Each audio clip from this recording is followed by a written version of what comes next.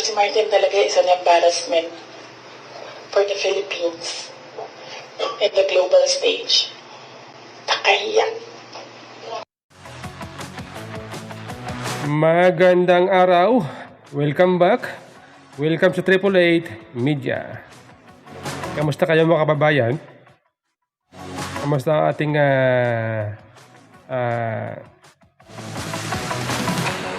araw? Kamusta ang ating buong linggo? Today, Saturday, October 19. Kamusta ba? Kamusta ba?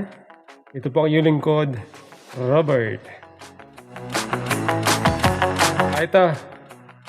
Pag-usapan po natin itong mga sinabi ni VP Sara doon kahapon sa kanyang speech.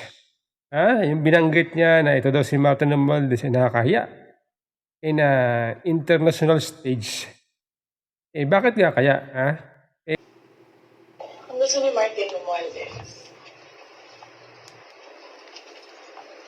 mag-president. Nakita ko yan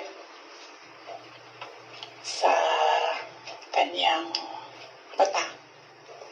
Alam niyo, may red flag na yan noon Nung kampanya, may red flag na yan. But unfortunately,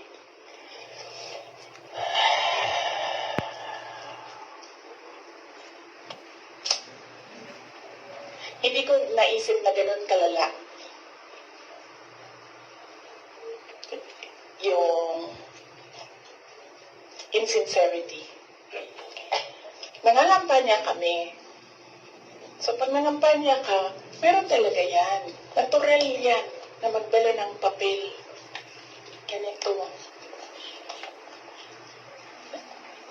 Pag ikaw politiko ka, alam mo na yan. Pag may magdadala yan ng papel, sometimes ganito, naka-envelope.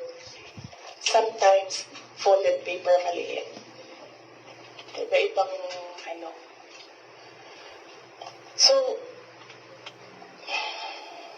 daming tao, may isang matandang babae. Dala siya. Tinignan niya, ayaw niya tanggapin, ayaw niya kunin yung papel. So, ang ginawa ko, para that person will not feel bad, sabi ko, ako na lang. Ginawa ko. Mabilis lang kasi yun. Kasi, motorcade. So, mabilis yan. Pag ganun, gumanon, ginanon, ako na lang. Tapos, tinanong ko, may number. Sabi niya, meron. Pag politiko ka, alam mo na yan dapat. So, doon sa truck, binasa ko. 1 page lang naman, binasa ko. Simple. Request 5,000 pesos for livelihood. Tumingin siya sa akin. Sabi ko, ako na bahala dito. Maliit lang na bagay ito. Ako na. Sabi niya, okay, sige. Yan lang.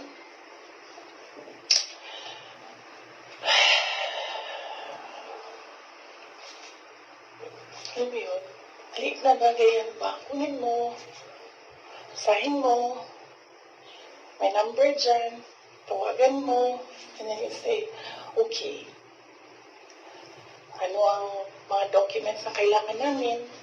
Okay, bigyan mo, and then, okay, complete documents, ayan, tapos,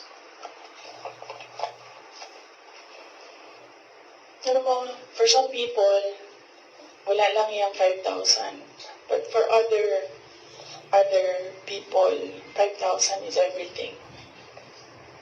Pero si Martin talaga is an embarrassment for the Philippines in the global stage. Nakahiya.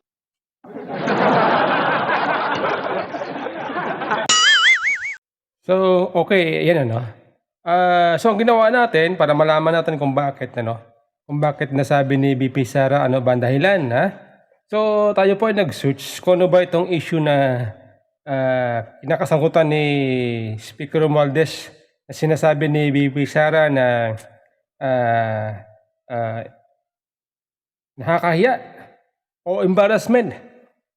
So ito po, ano? So ito po akin nakita dito po sa Japan Times. Sabi dito, Japanese firm accused of improper influence over Manila Casino. Ito, ito po ang iba pang sinabi. Ito mahaba ito eh. Pero sabi dito,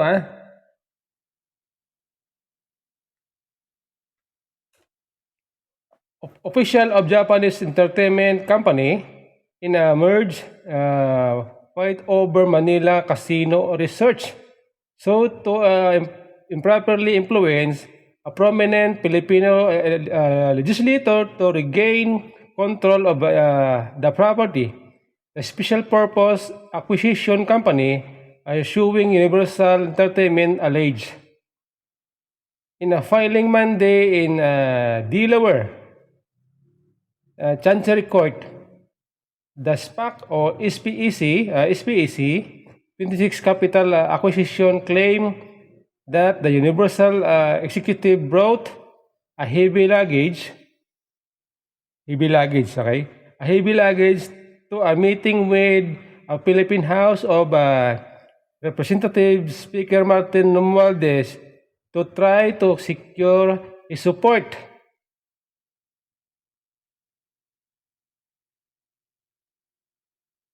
And the dispute, they have been trying to take back control of over 40 hectare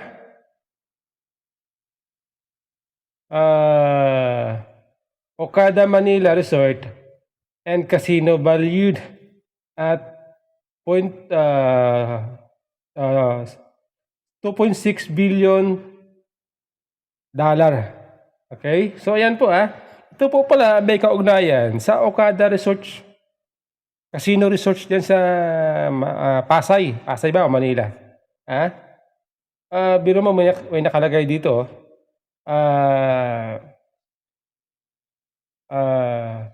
Executive brought the Universal Executive brought heavy luggage to a meeting with Philippine House of Representatives Martin Romualdez. So hindi itong sinasabing heavy luggage, pwedeng itong bag, bag o ano man yan, may laman, hindi natin alam kung pera ba o ano ba. Kasi nakalagay dito, heavy luggage. So pwedeng pera, okay? Kaya hindi natin alam, kaya tayo nagtatanong, okay? Ngayon, ano ba epekto nito sa issue na to? Ano po ang epekto dito sa bansa?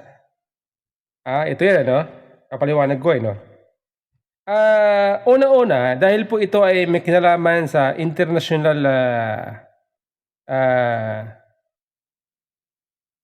investment, business, foreign investment. Kasi ang Okada ay yan po ay Japanese company. Okay? Ngayon, yan po ay may epekto sa mga foreign investor. Di ba si Pangulong Marcos ay nag-abroad para maghikayat ng mga pamumuhunan, mga foreign investor. Ngayon, kung may ganyang issue, lalo sangkot ay ating speaker, at ang usapin ay nasa korte, sa Supreme Court, pero pinakikilaman di umano ni speaker. Abay, yan po ay magkakaroon ng agam-agam, pag-aalilangan sa mga negosyanteng dayuhan na mag-invest sa Pilipinas. Di po ba? Ngayon, kahit anong gawin nila, yung sinasabi nila na gusto nilang amindahan ang batas na sagabal daw sa pamumuhunan. Kaya ang mga negosyanteng banyaga ayaw magnegosyo rito dahil daw sa ating konstitusyon. Pero kung may ganyang issue at ang involved ay speaker, kahit anong gawin mong aminda ng batas, kung ganyan po ang problema, corruption. Kung ganyan po ang issue, pangingialam ni speaker, di umano, sa issue ng usapin ng Okada. Ha? Ito malamang ang binabanggit ni VP Sara sa kanyang speech, sa kanyang press con. Di po ba? Kaya nga, nagtataka tayo Kaya nga tayo nagtataka.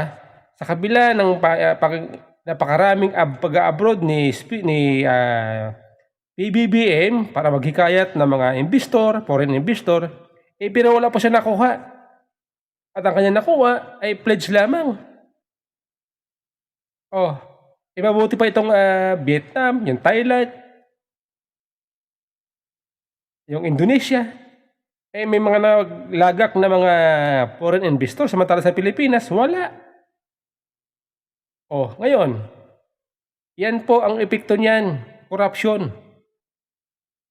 Huwag yung sabihin na dahil sa batas, dahil sa 1987 Constitution, kaya ang mga negosyante nag-aalinlangan, wala yan. Corruption ang number one problema.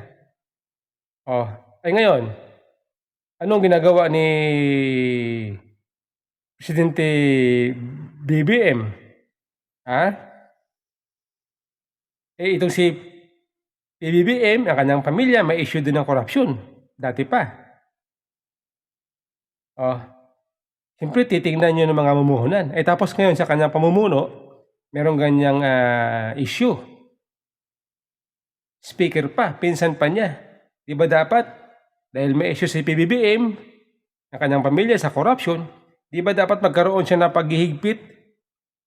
Magkaroon siya ng mga magkaroon siya ng anti-corruption drive. Ipakita niya sa mga mamumuhunan, sa mga foreign investor na ganito kami dito, mahigpit kami sa corruption. Di ba dapat ganon? Wala siyang ginagawa Wala siyang action Ito international international issue ito. Ngayon ang kanilang inuupakan si VP Sara, ang kanilang gustong i-impeach si VP Sara. Sige nga. Tapos ito, hindi nila ito pinapansin. Di ba dapat alam nila na itong issue na to ay makaka-apekto sa ating ekonomiya, sa ating mamumuhunan. Di ba dapat gumawa ng action? Di ba dapat gumawa ng action? Pero dapat, kung ako kay Speaker Romualdez, mag-resign ako. Alang-alang sa bansang Pilipinas.